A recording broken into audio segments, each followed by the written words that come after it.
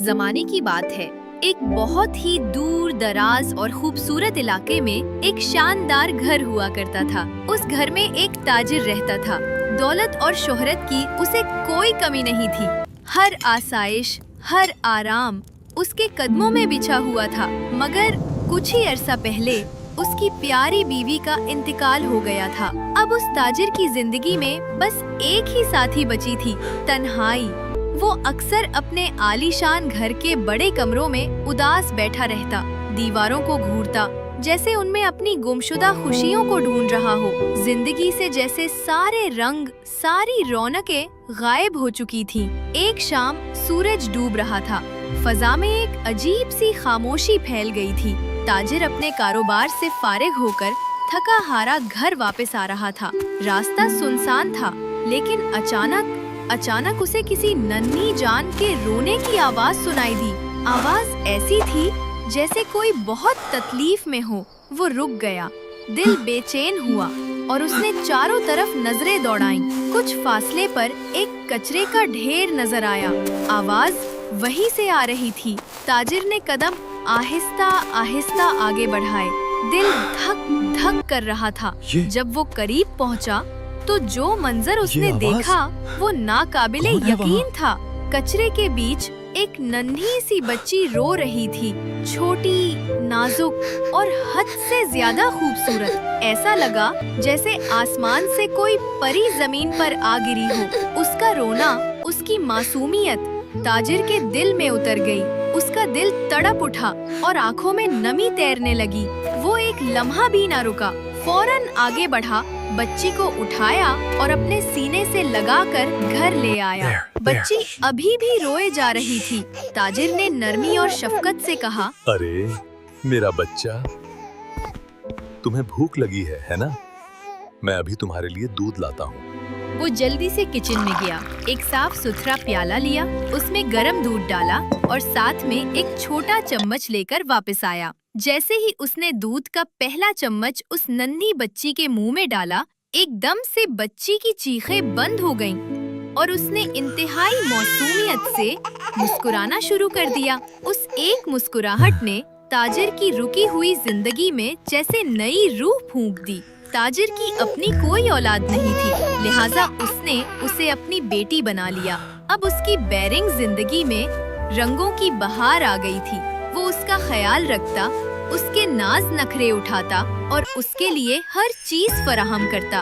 उस बच्ची की आमद से ताजिर की जिंदगी में हकीकी खुशियाँ लूट आई थी और इसीलिए ताजिर ने उसका नाम खुशी रख दिया। वो अपनी बेटी से बेहद प्यार करता था। वक्त गुजरता गया और ताजिर ने महसूस किया कि उसे एक माँ की जरूरत है जो दिन रात खुशी का ख्याल रखे। कारोबार की मसरूफियत भी बढ़ती जा रही थी और ताजिर को फिक्र थी कि वो अपनी बेटी को वक्त नहीं दे पाता। चुनांचे उसने ये सोचकर दूसरी शादी करने का फैसला किया। उसकी दूसरी बीवी का नाम साइमा था और उसकी भी पहली शादी से एक बेटी थी जिसका नाम मलाइका था। ताजिर ने सुकून का सांस लिया कि अब उसकी बेटी का ख्याल रखने वाली मिल गई है और वो बेफिक्र होकर अपने काम पर जाने लगा। मगर अफसोस, साइमा का दिल पत्थर का था। ताजिर के सामने तो वो खुशी को बहुत लाड प्यार करती, उसे गोद में उठाती, मगर जैसे ही ताजिर काम पर निकलता, उसकी सारी मोहब्बत सिर्फ अपनी बेटी मलाइका के लिए होती। वो खुशी को बिल्कुल भी तवज्जो न देती थी। वक्त गुजरता गया और जल्द ही दोनों बच्चियां जवान हो गईं। खुशी इंतहाई प्यारी, मासूम और नाजुक थी। उसके इसी हुस्न और नरम दिली की वजह से उसकी सौतेली माँ और बहन उससे शदीद हसद करने लगीं।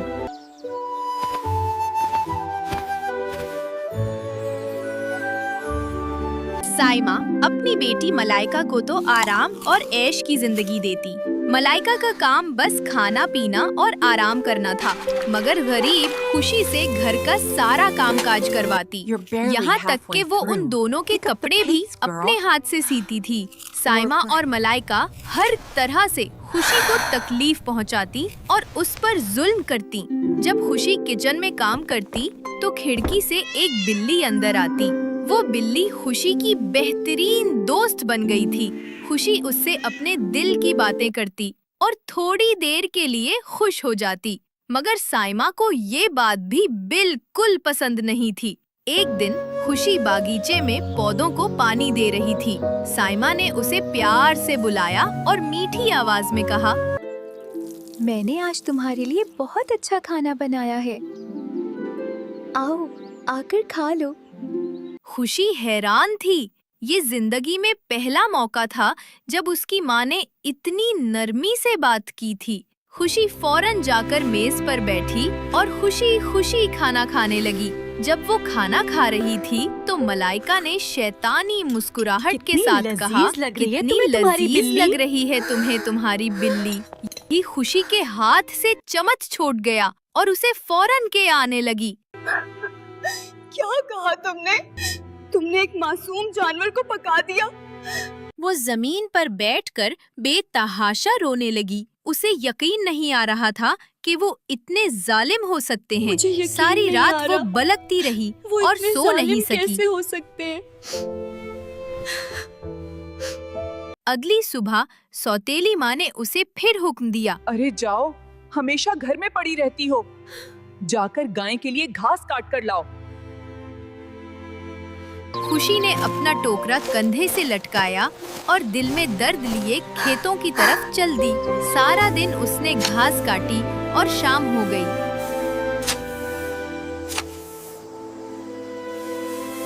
जब वो घास से भरा टोकरा लेकर वापस घर आ रही थी तो रास्ते में उसे एक जख्मी सफेद सांप दिखाई दिया। अरे तुम कितने प्यारे हो, तुम्हें बहुत चोट लगी है, तुम्हें दर्द हो रहा होगा ना? खुशी ने सोचा कि वो उसे घर ले जाए, मगर अगले ही लम्हे उसे अपनी बिल्ली की दर्दनाक मौत याद आ गई। वो डर गई कि कहीं उसकी माँ और बहनें उस सांप को भी मार ना डालें। उसकी आंखों से आंसू बहने लगे। मैं क्या करूं?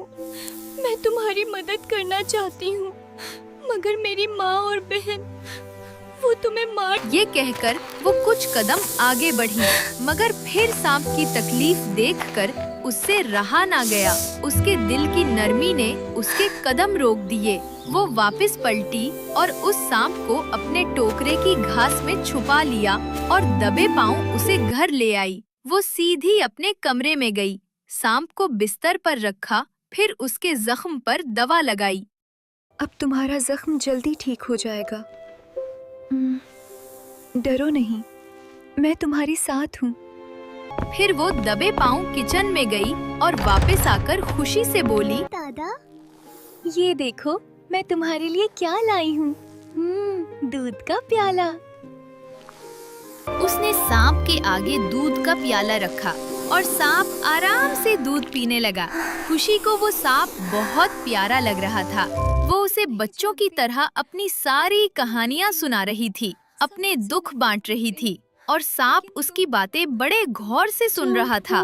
फिर उसने सांप को अपने बिस्तर पर रखा, उसे प्यार से सुलाने लगी और खुद भी वहीं सो गई। जब आधी रात हुई तो एक जादुई मंजर रूनुमा हुआ। वो सफेद सांप इंसान के रूप में बदल गया। दरअसल वो कोई मामूली सांप नहीं था, बल्कि सांपों का बादशाह था। वो बिस्तर पर लेटा उसे हैरानी से देख रहा था और सोच रहा था, कैसी अजीब चीज है ये, मगर है बहुत प्यारी। अगले दिन जब खुशी की आँख खुली तो सांप उसके पास सो रहा था। उसने उसे प्यार किया और बोली, मैं घर का काम खत्म करके तुम्हारे पास आती हूँ, तब तक अपना ध्यान रखना। आज खुशी बहुत खुश लग रही थी। उसे एक नया दोस्त जो मिल गया था, जिससे वो अपने दिल की सारी बातें कर सकती थी। वो घर का काम करते हुए गुनगुना रही थी। जब मलाइका ने उसे यूं खुश देखा तो वो बोली, जरूर दाल में कुछ काला है, पता लगाना होगा। मलाइका ने खुशी पर नजर रखनी शुरू कर दी और जब खुशी घर का सारा काम करके फारिग हुई तो वो दोबारा अपने कमरे में चली गई। सांप के सामने जाकर बोली, तुम्हें पता है, मैंने अपना सारा काम मुकम्मल कर लिया और अब हम बहुत सारी बातें करेंगे। सांप उसकी बातें सुनता और खुश होता। दरअसल वो उसे चाहने लगा था। ये सब मलाइका अच्छा। खिड़की से देख रही थी।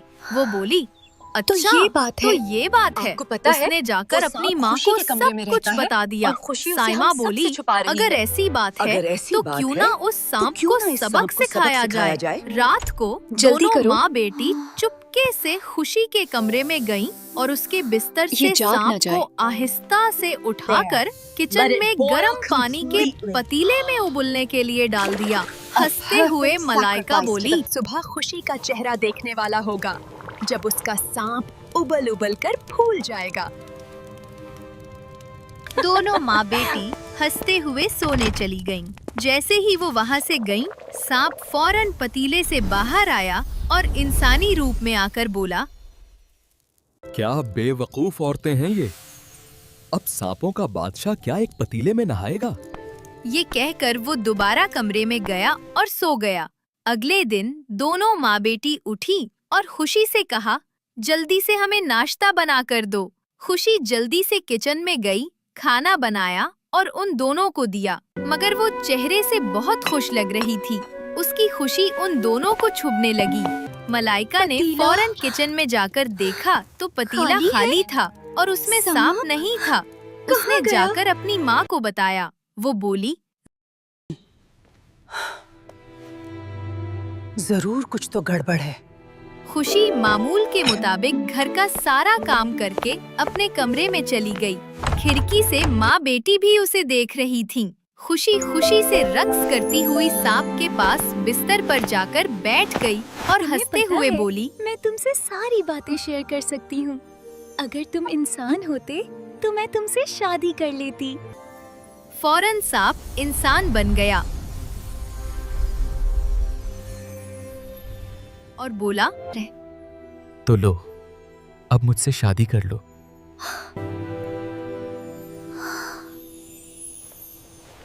तुम एक इंसान कैसे बन गए?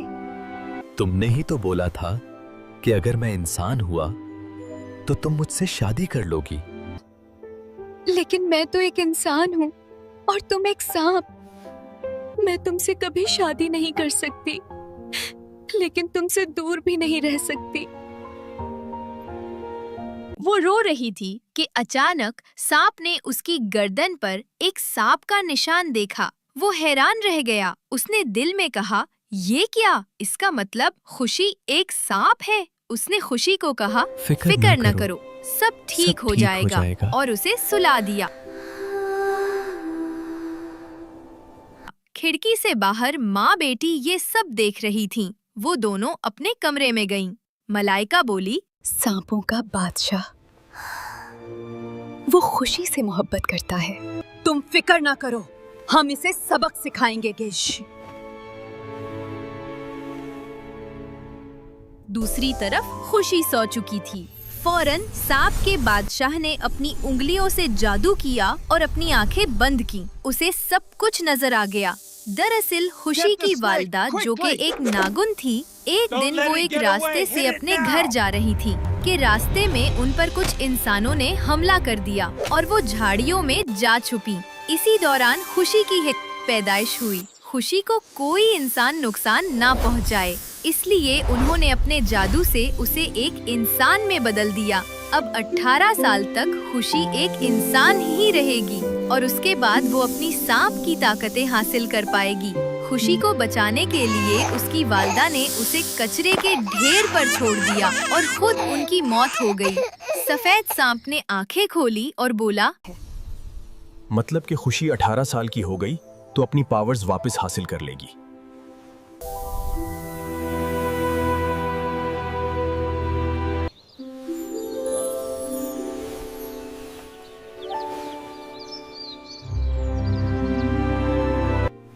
देखो, तुम मुझे ऐसे ना देखो, क्यों? इसमें कोई बुराई है? क्योंकि तुम नामुहर्रम हो। ये नामुहर्रम क्या होता है? नामुहर्रम यानी तुम्हारी मुझसे शादी नहीं हुई, तो तुम मुझे ऐसे नहीं देख। अच्छा, ऐसे बोलो कि तुम मुझसे शादी करना चाहती हो। मैंने ऐसा कब बोला? सांप बादशाह मुस्कुराने लगा। खुशी जल्दी से खाना बनाने किचन चली गई। मुलाइका और साइमा खाने की मेज पर इंतजार कर रही थीं। उसने खाना बना लिया और उनको पेश किया। सौतेली माँ बोली, 3 प्याले लाना।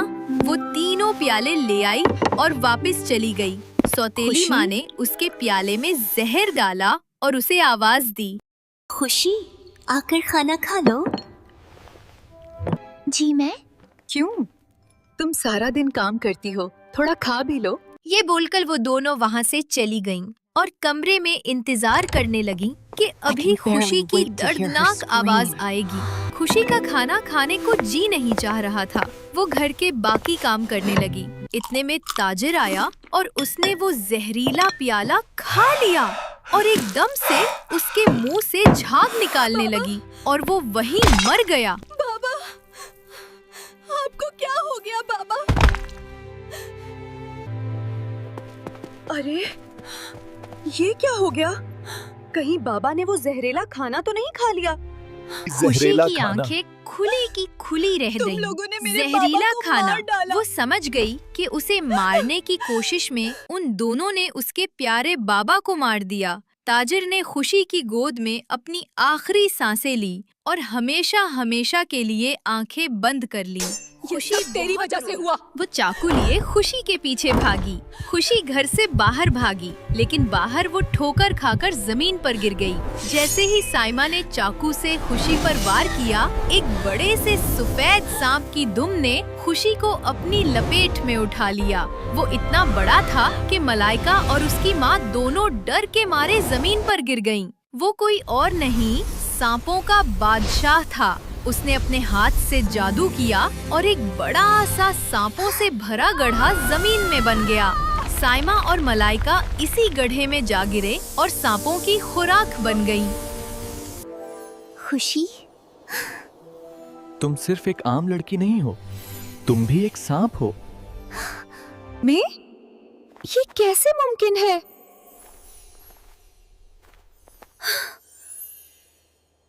तुम्हें यकीन नहीं आता तो अपनी गर्दन देखो। वहां एक सुनहरी सांप का निशान है, जो तुम्हारी असली पहचान है। तुम 18 साल की हो गई हो। यानी तुम अब एक हकीकी नागन कहला सकती हो। फिर वो खुशी को अपने साथ सांपों की बादशाहत में ले गया, जहां उन दोनों की शानदार शादी हुई और वो हमेशा सांप राजा और सांप रानी बनकर खुशी खुशी रहने लगे।